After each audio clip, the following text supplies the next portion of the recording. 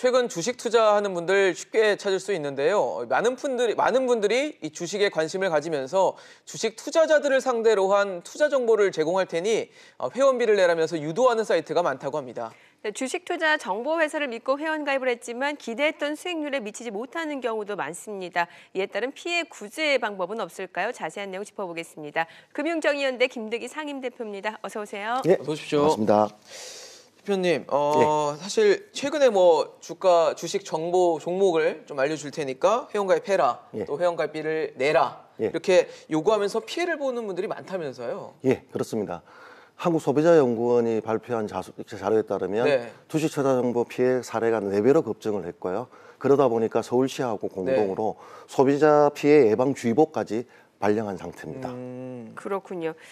지금 말씀 주신 대로 주식 투자 정보 서비스를 믿고 이제 의존을 하시는 분들이 많다라는 얘기겠죠. 이번에 그래서 한국소비자원에 접수된 피해자도 많이 늘어났다고 하는데 저희가 자세한 내용을 한국소비자원 연결해서 좀 들어보도록 하겠습니다. 한국소비자원 황기두 금융팀장 연결되어 있습니다. 안녕하세요. 예, 안녕하십니까. 네. 네, 팀장님, 소비자원에 접수된 주식 투자 정보 서비스 피해자 또 피해액은 얼마나 되고 있습니까? 예, 저희 공정거래위원회가 운영하고 소비자단체 한국소비자원 지자체가 참여하는 전국 단위 소비자 상담 콜센터인 13PG 소비자 상담센터에 2018년에 이 주식 투자 정보 서비스 관련 상담 건수가 7,625건이 적수됐어요. 이거는 작년 2017년에 비해서 4.1배, 4배 이상 대폭 증가한 수치입니다. 네. 예. 자, 그러면은 그 피해 구제 신청, 그러니까 한국소비자원에 접수된 피해 구제 신청도 어마어마하다고 하는데 이렇게 피해를 봤을 경우 혹시 계약을 쉽게 해지할 수는 없는 겁니까? 예. 작년에 저희 소비자원에 접수된 피해 구제 신청은 1,621건인데요. 예. 이걸 저희가 분석해 보니까 대부분 95% 이상이 계약 해지 관련 피해입니다. 그래서 계약 해지라는 게 이 주식 투자 정보 서비스가 기간을 정해서 회비를 내고 계약을 한 다음에 소비자의 사정으로 중대 해지할 경우에 이 유사 투자 자문 업자가 계약금 안 준다든지 위약금을 과다 청구한다는 그런 피해거든요. 네. 그래서 저희가 보기에는 보통 권유나 이런 거를 전화나 카톡 이런 걸로 사업자들이 권유를 하는데요.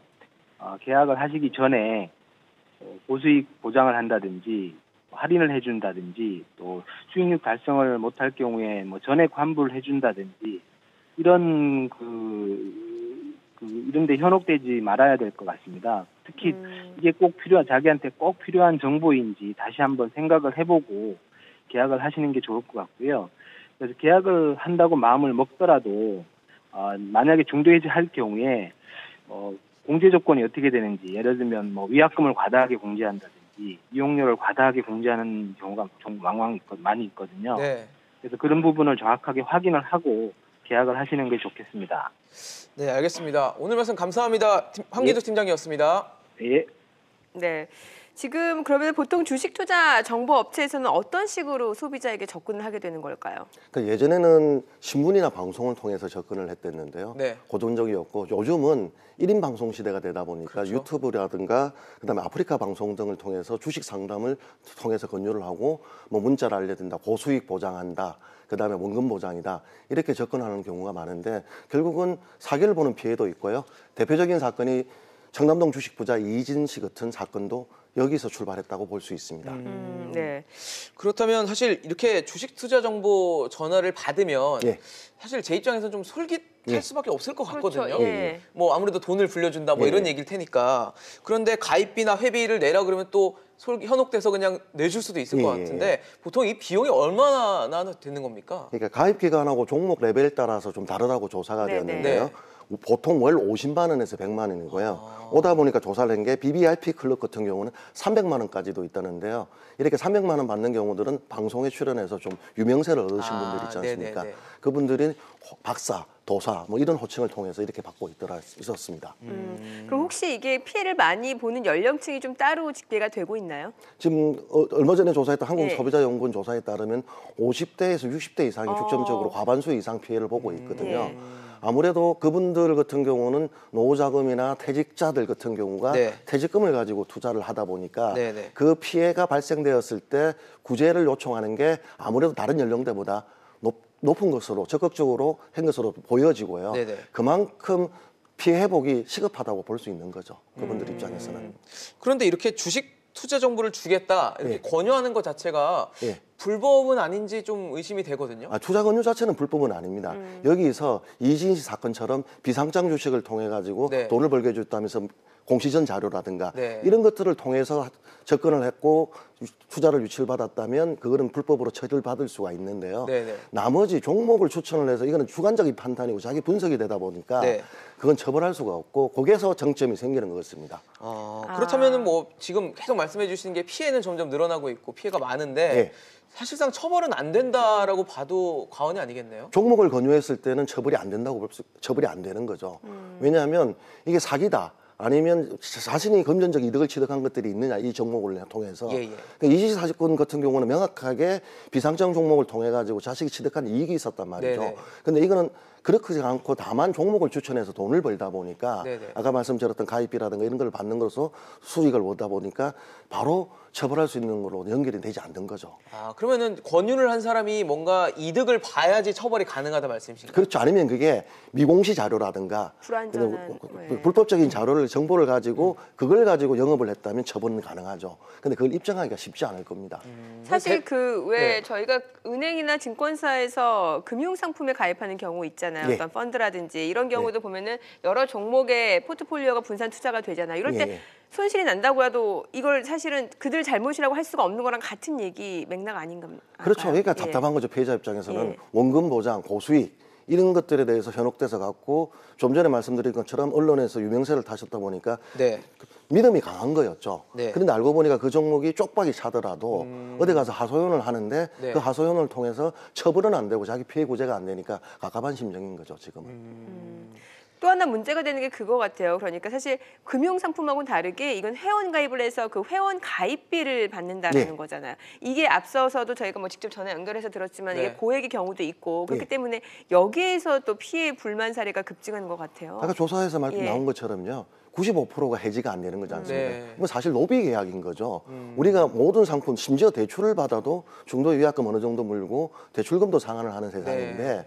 회원을 가입하고 내가 돈을 내고 있는데 해지를 안 해준다. 그러다 보니까 그 피해액들이 대다수 차지하고 있는 겁니다. 뭐 들어오는 거는 마음대로지만 나가는 건 마음대로 그렇죠. 안 된다 뭐 이런 얘기네요. 예, 예. 결과적으로.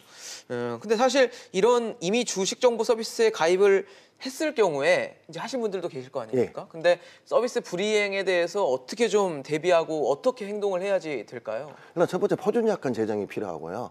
이게 이제 안돼 있는 건가요? 지금 전혀 표준약관이 없거든요. 그리고 두 번째는 이게 그냥 신고하고 등록하다 보니까 관리 감독이 좀 불철저하기 때문에 네네. 투자를 공고했을 때 수익이 얼만큼 나온다든가 이런 것들이 좀 공시가 이루어지도록 그 당국들이 좀 지도를 할 필요가 있고요. 네네. 그런 것들을 비교를 통해서 가입을 할 때 꼼꼼하게 따져보고 들어가야 될 거라고 보고 있습니다. 그럼 네. 이걸 사실 뭐 나중에 예. 이제 일이 저질러지고 나서 뭐 수습하는 것도 중요하지만 미리 좀 이거를 판별할 수 있는 뭐가 있으면 좋을 것 같긴 한데 예. 판별할 수 있는 게 있나요? 지금 현재로서는 없는 거죠. 그냥 과도한 방송과 이분들이 주장하는 것들이 그냥 현혹돼서 넘어가는 것들이죠. 그분들이 특히 잘 사용하는 말들이 네. 고수익 보장, 원금 보장 고수익. 이런 이야기들이거든요. 그래서 저는 고수익 보장에 현혹을 안 되셨으면 좋겠습니다. 왜냐하면 사람들이 이게 가슴 투자하시는 분들이 주식 투자로 손실을 본 분들이 마지막 회복을 하려고 하다 보니까 네네. 그 말에 현혹되기가 쉽거든요. 그러다 보니까 어떤 경우는 심한 경우에는 작전 세력과 연관돼 있어 가지고 그것들이 본인 이 업체하고 얘기는 모르는데 자기들은 막차를 타가지고 이 부분은 자기들은 다 이득을 보고 나간 상황에서 막차를 타고 오다 보니까 그게 더 피해로 갈 수가 있거든요. 그러다 보니까 가입할 때 정말 신중하게 가입을 하셔야 된다라고 말씀을 드리겠습니다. 근데 사실 주식이라는 게 요즘 워낙 다 저금리고 이러다 보니까 주식에 투자를 해야지 그나마 돈을 불린다라는 생각이 있다 보니까 그렇죠. 고수익이라는 데 더 예. 현혹되는 것 예, 같거든요. 그러니까 근데 원금 보장까지 되어 있으니까 네. 마치 이게 은행 상품처럼 또 착각하시는 분들도 있는 거죠. 그분들이 그러니까요. 추천하는 종목들이 수익이 낮다라고 과장 광고도 있고, 네. 근데 그게 현혹되시는데 저는 그런 식으로 가다가 보면 제가 가지고 있던 연금이라든가 이거조차 기본적인 재산조차 날릴 수가 있기 때문에 네. 좀 분산을 해서 차라리 투자를 하시듯 그 가입을 해서 그 종목에 투자를 하시는 게 낫다 이렇게 권해드리겠습니다. 네. 뭐 연금도 깨고 적금도 깨서 막 돈을 쏟아 부으시는 분들 계신 건가 보죠? 그렇죠. 그러니까 성향이 대부분 이 가입을 해가지고 투자를 하시게 되는 성향이 주식을 하든가 피해가 있는 분들이거든요. 네. 이제 그러다 보니까 도저히 뭐 적금을 들어서 하든가 순차적으로 회복이 안 되시니까 고수익 보장에 현혹하시는 거죠. 그러니까 자기 피해액들이 그동안 주식 투자했다가 원금 손실난 것들이 한 방에 회복될 수 있다는 그 믿음에서 가입을 하시는 분들이 많이 있는 것으로 조사되었습니다. 알겠습니다.